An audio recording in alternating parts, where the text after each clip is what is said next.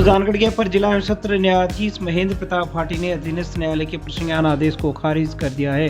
जानकारी के अनुसार 25 जून 2010 को केताराम ने पुलिस थाना छापर में रिपोर्ट दर्ज करवाई थी और कहा था कि मेरे पुत्र भल्लाराम की अज्ञात लोगों ने हत्या कर दी। रिपोर्ट के अनुसार भल्लाराम ने 2 दिन पहले परिवार दिलाया था कि अकरम के साथ उनका झगड़ा हुआ है, तब उसने भल्लाराम को जान से मारने की धमकी दी थी। इसने लंबे अनुसंधान के बाद हत्या को अदम सबूत अदम पता एफआईआर लगा दी। करीब 12 वर्ष पश्चात न्यायिक मजिस्ट्रेट की अदालत ने अकरम, पप्पू व सलीम के खिलाफ प्रसंज्ञान ले लिया था।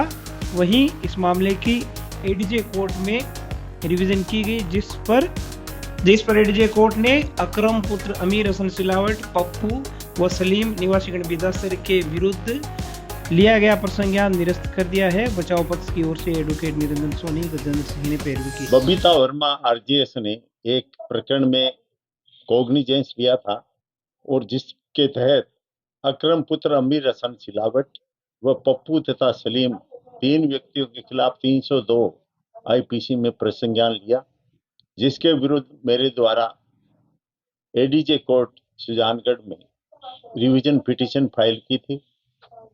क्योंकि ये 12 साल बाद कॉग्निजेंस लिया गया था, जिसमें किसी भी प्रकार का सबूत इनके खिलाफ नहीं था, संभावना मात्र के आधार पर कॉग्निजेंस लिया गया था, इसलिए एडीजे साहब ने उस प्रसंज्ञान आदेश को निरस्त करते हुए तीनों ही संभावित मुलजिमान को बाइज्जत बरी कर दिया।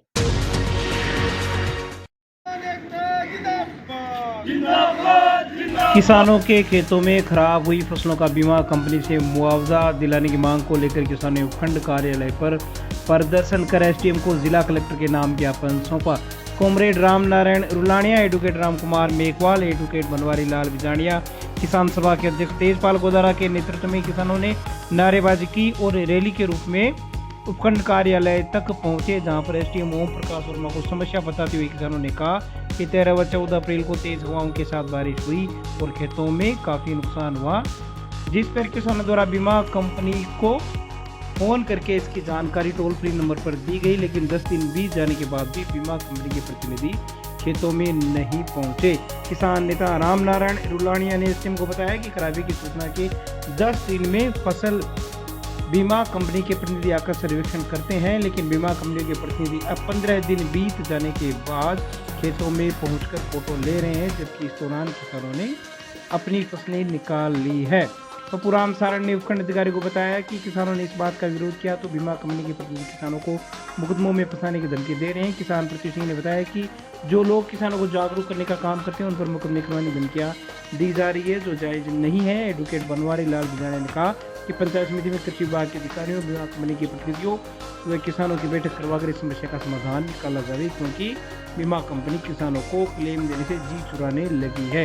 एसडीएम ओम प्रकाश वर्मा ने जल्द ही समस्या का समाधान का आश्वासन दिया। इस अवसर पर बीजेपी नेता बजरंग सिंह, एडवोकेट बनवारी लाल बिजानिया, श्री भगवान पारिक, राधश्याम स्वामी, लक्ष्मण सिंह, चेतन गोदारा, गंगाधर मून, नानू राम, पूनमचंद मेघवाल सहित अनेक लोग मौजूद रहे। प्रति सिंह मेरा नाम है और मैंने गेडा की कांकड़ में एक 5 हेक्टेयर में फसल बीमा करा रखा है, जो कि सरसों और चना का है। हमारे 13 अप्रैल को तेज़ हवा और बरसात के 13 और 14 दोनों दिन बरसात तेज़ हवा के साथ आई थी। हमारी फसल 10 तारीख को हमने काटी थी। 10 तारीख को सूखने के लिए ग्राउंड पर रखी हुई थी।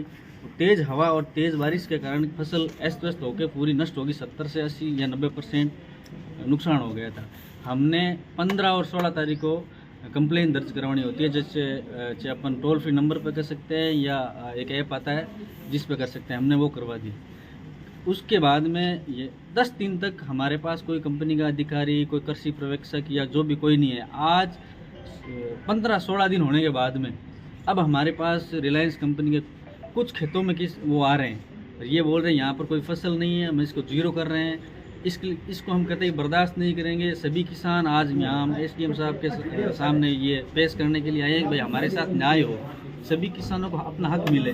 कंपनी चाह रही है इनको 1% क्लेम नहीं देने के लिए। कंपनी पूरा चाहे कलेक्टर हो चाहे पुलिस का भी सहयोग करे। हम अगर किसी किसान को समझाते हैं तो ये किसान हमें बोलते हैं कि आप अगर इनको समझाते हो तो आप एफआईआर दर्ज करा सकते हैं। कंपनी बहुत बड़ी कंपनी है, हम इससे लड़ नहीं सकते, पर हम डट के इसका मुकाबला करेंगे। सब यूनियन से जुड़ा हूँ और भारतीय किसान यूनियन में प्रदेश सचिव की पोस्ट पे हूँ।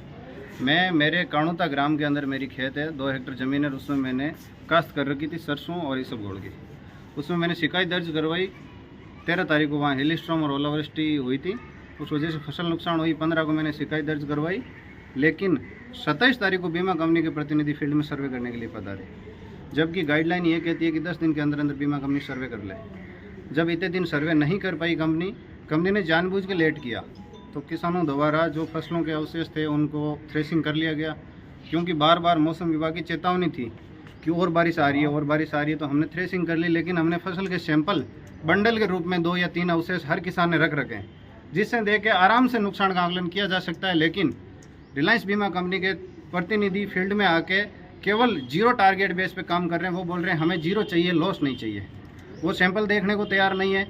और नियम ये कहता है कि सर्वे करवाने के लिए एग्रीकल्चर सुपरवाइज़र, किसान और बीमा कंपनी के प्रतिनिधि तीनों फील्ड में रहेंगे, जबकि ये देखा गया कि एग्रीकल्चर सुपरवाइज़र कहीं भी फील्ड में नहीं आए। हमारे खेत में जब कल सर्वे करने आए तो वहाँ पे कोई भी ये एग्रीकल्चर की तरफ से नहीं था।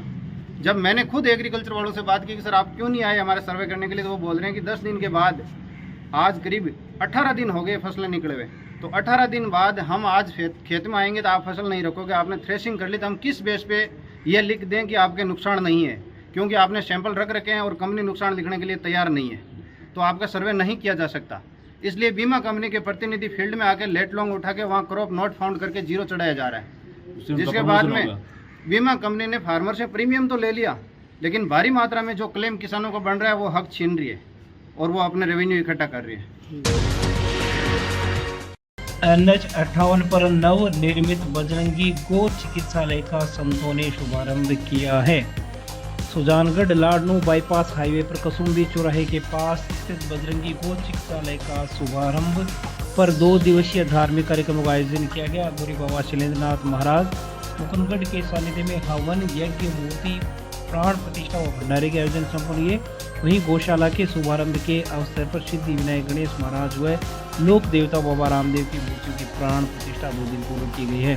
पंडित मोहित शास्त्री के सानिध्य में विद्वान पंडितों ने वैदिक मंत्रोच्चार के साथ धार्मिक कार्यक्रम संपन्न करवाया। इससे पूर्व संध्या पर श्याम कीर्तन मंडल द्वारा सत्संग का आयोजन किया गया। धार्मिक कार्यक्रम में महंत स्वामी कांतपुरी महाराज, महावीर यति महाराज गाड़ोदा धाम, मुक्तिनाथ महाराज सहित अनेक संतों का सानिध्य मिला। बबन बजरंगी ने बताया कि अब बजरंगी गो चिकित्सालय का विधिवत शुभारंभ हो गया तथा 13 मई से यहाँ पर बीमार असहाय गोवंश को रखा जाना शुरू कर दिया जाएगा। बजरंगी गो सेवा समिति चिकित्सालय का शुभारंभ हुआ और जो ये चिकित्सालय है उसमें बीमार घायल गौवंशों का इलाज उपचार डॉक्टरों द्वारा किया जाएगा। जो रोड पर और मोहल्लों में घायल हो जाते हैं, बीमार हो जाते हैं, उनके रहने की अच्छी व्यवस्था, डॉक्टर की व्यवस्था, एम्बुलेंस की व्यवस्था की जाएगी। और सभी संतों के सानिध्य में इसका शुभारंभ हुआ है। और मैं सभी दानदाताओं से अपील करना चाहता हूं, जिन्होंने सहयोग किया है उनका बहुत बहुत धन्यवाद। और जो दानदाता सहयोग करना चाहता है उनका भी सहयोग के लिए हम इंतजार कर रहे हैं, क्योंकि ये जो चिकित्सालय है सभी के सहयोग से बन रहा है। और सभी दानदाताओं का बहुत बहुत धन्यवाद।